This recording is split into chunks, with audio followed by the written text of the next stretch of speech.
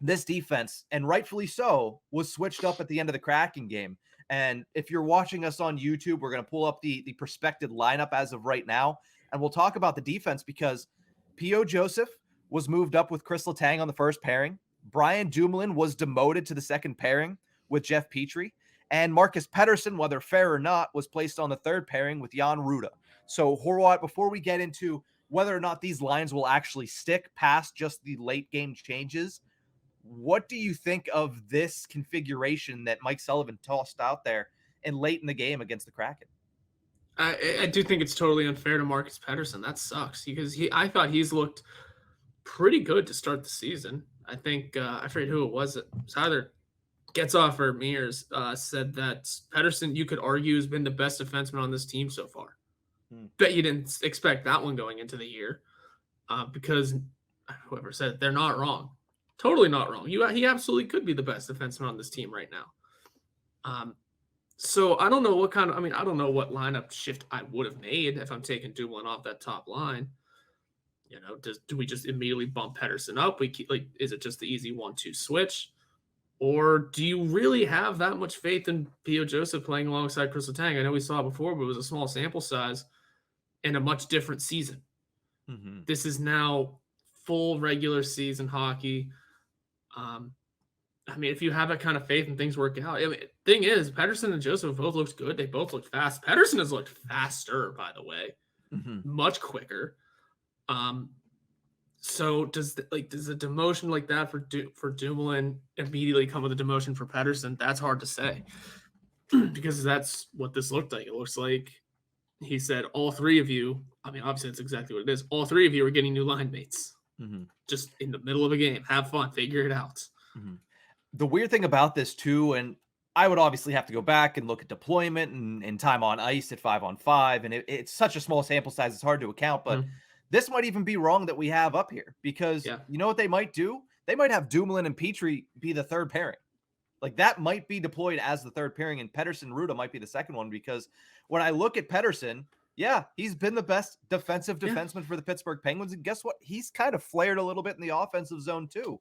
And Jan Ruda, despite everything going wrong last week, I really liked a lot of Jan Ruda's play. I thought he looked pretty good. He looked defensive, and he was doing exactly what he was brought in to do. So that might be your second pairing of Pettersson and Ruda, and Dumoulin Petrie might end up being a third pairing in this system. But I think you hit the nail on the head with the Joseph Letang thing. People are going to say, well, it didn't work last time. Well, that was 2 years ago. It was 2 years ago. P.O. Joseph was, 19 years old at the time? Both of these defensemen are entirely different players than they were when that happened.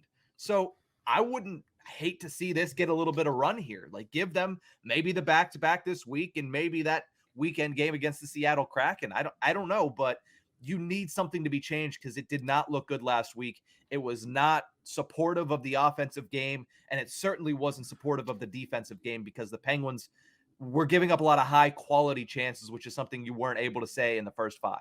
Yeah, Joseph was 21 playing in 16 games, but I just say he was younger. We knew he was going back to the minors, and then he ended up going back for damn near the entire next season.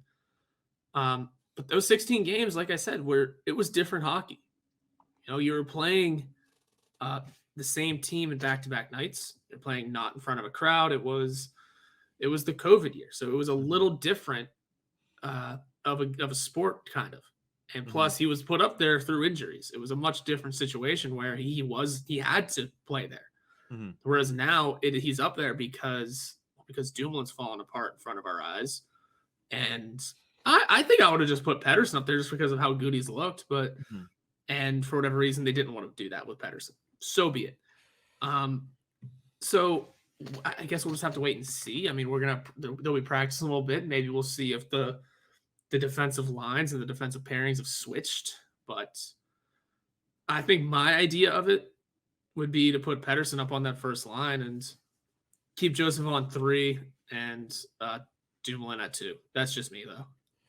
Yeah, and when you see that, it says really when Pettersson gets put with Ruda, and whether it's the second or third pairing when it gets deployed, it really makes it interesting that even though Pettersson has been, I think, far and away your best defensive defenseman this year, You still don't want him up there with Letang. I don't know if you're sheltering him for something, or I don't know if they don't trust him with that. But again, that was a split decision. They went with Joseph because I thought Joseph was playing pretty well against the Kraken from what I watched.